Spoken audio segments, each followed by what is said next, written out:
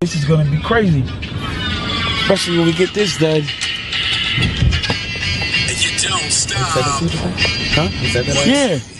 Yeah. I'm gonna send it to you. I'm gonna send it right to you. What's up, everybody, and welcome. It's your boy, Greene, aka Mr. Getting It Done, and this is another exciting episode of Chronicles of King Kai. It's a story about an average individual who does a supernatural thing, and in order to make it happen, he had to find his king. Verse? Yeah. Wait, you have a chorus over the chorus? When the chorus then, so it's like, and you don't stop, bring that beat down with the kid. Here's the story of a kid that was stuck at the bottom. Never cared, cause nobody ever cared about him. Pain learned early, angry teenager, vision blurry. Teachers always told him he won't make it till he's 30.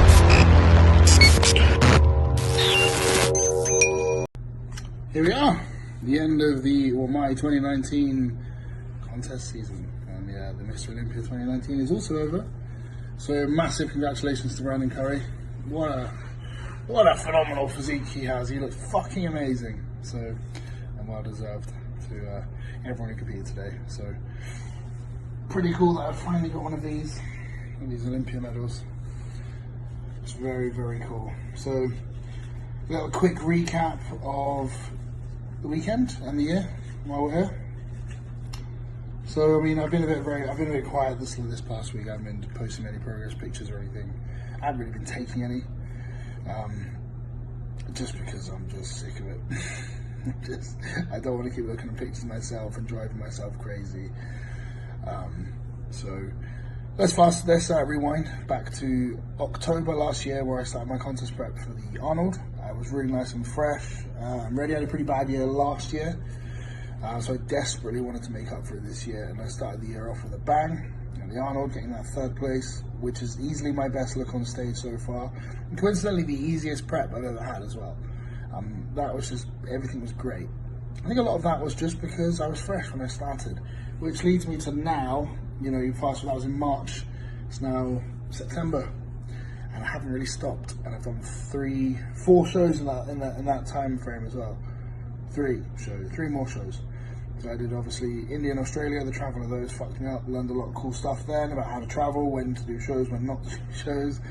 And then I had to do Tampa, because all the points I'd accumulated turned out to not be enough. I needed to do Tampa.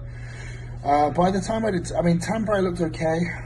I think you could see the wear and tear at that point in terms of wasn't full, condition wasn't quite there. It was okay. Still got second to Dexter Jackson.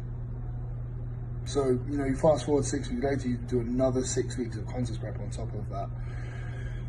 And I'm going to be honest, after Tampa, mentally, physically, I was ready to call it a day. I was like, I need to, but I just officially qualified for the Olympia, and I had to put my brave face on and plug away, because who wouldn't? It's the Olympia. You know, and I've ended up in 11th place. So it's absolutely not what I ordered. It's not what I expected. It's not what I worked for. But that's just sometimes the way it is. You know, sometimes you grind that wheel down to so hard for so long, you just wear it out completely. I don't know if that makes any sense. I am pretty tired, but I'm sure you know what I mean.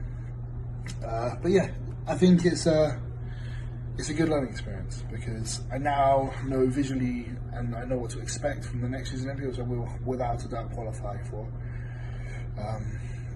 But for now, I just need some time to mentally, physically replenish, recuperate, like recharge, reset, start picking my battles next year, because I've still been of this mindset. I'm like, yo, just fucking do every show. Great idea. And then I end up being fucked and not responding very well. Because the only thing I can look back at is, when I look back at the Arnold, I look at that and I think how well everything responded. It was like you put carbs in and I'd look different. I'd take like a litre of water away in the day, I'd look different. It was so responsive. Mentally, I was just like, ugh. And it was brilliant. Personal life was in a great place as well. So that's what I need to get back to. I just need some time where no matter how much you love something, if you do it to the death every day for a long time, you will burn out. And that's just what's happened. And it's just the way it is. My body's not responding properly. My mind is just, I'm out. I've checked out. So the last, I'm going to be honest with you, the last 4 or 5 weeks since Tampa, I think ever since I got home back into the UK from Tampa, I was just fucked. I couldn't get out of bed like in the mornings. Everything was 1,000 times harder. Chris was trying to keep my weight up because he didn't want me fading, but my body was just like not having any of it. I was doing everything to the letter, and I wasn't seeing what I wanted to see. Mentally, that made it much harder coming into this show. But yeah, my body's just been a bitch the last few weeks. It's fully to be fully expected. I've been like battering the shit out of it for around nearly 11 months with very little break. So what's the plan now? The plan now is to sleep forever, hibernate for a good 6 months. It's not possible. But what I will do is I will have some time off. I will start planning shows for next year. I want to be much more methodical next year. I want to think, because the goal is always the Olympia. I'm not going to do the Arnold. 99.99% not doing the Arnold because I just need that rest. I'm not going to be able to jump into the Arnold fresh because I'd have to start the prep for that in like 8 weeks. Fuck off doing that. So I just need some time away to refresh mentally, so I can kind of focus on what the task is for next year, what shows to do next year. I've also noticed as well, like I had a hernia operation. Like, I don't know if you can't see it. I've got a scar like here. You kind of see the outline of that. That's not so. That I had the hernia operation there when I was about 19, before bodybuilding. I didn't start bodybuilding until I was 22. It was way before. So I had the operation. It was fine. And then over the last kind of my whole bodybuilding career, it's been there, but it's not the hernia itself. It's like you can see the mesh where they've just done, because it's an incision. They made an incision there, and they just fucking slammed a mesh behind it, and you can just see it, and it looks fucking horrible. My digestion hasn't been great for a while either. I had a really bad stomach bug last week.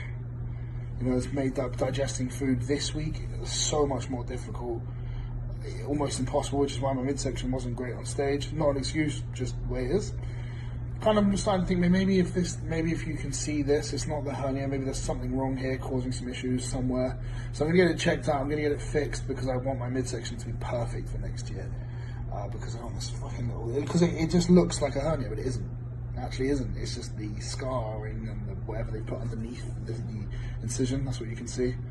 So yeah, I'll get that fixed. Focus on certain body parts for next year. I think everything just needs improving. I just need to keep doing whatever I'm doing, so no major changes there.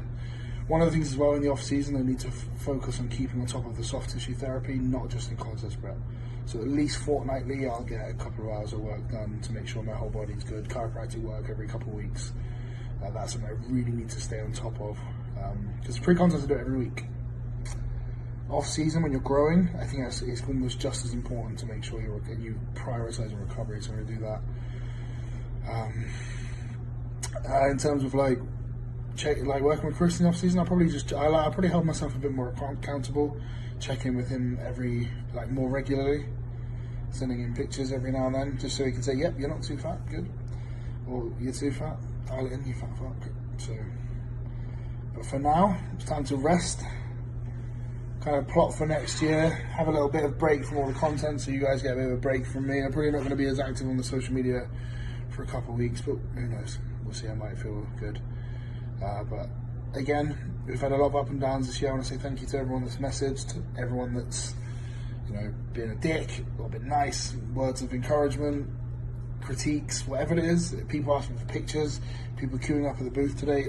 Every single one of you is hugely appreciated, and I'm never going to get used to it. So thank you. We've got some cool content planned for the off season. Myself, American One, we're going to be expanding on that Juggernaut t-shirt. We're going to be doing some more clothing, not just stuff that I usually do in my own clothing. So that's something we're going to be working on. My coaching as well. I'm going to start opening the doors there again now that I've got a lot more free time, so I can put a lot of my time and effort into the clients. So you can email me, it's on the tab on my Instagram if you want to get in touch. I'm going to release a couple of ebooks about training as well, which I've been writing for a while. So lots of cool stuff in the pipeline to keep me busy. I just won't be dieting and trying to get shredded, because it hasn't been working out very well for the last few weeks. Because I've got a busted old man body that needs a good old rest, which is what I'm going to do now because it's Vegas. I'm in Vegas. It's about 3:30 in the morning. I'm going to hit the sack, which means bed.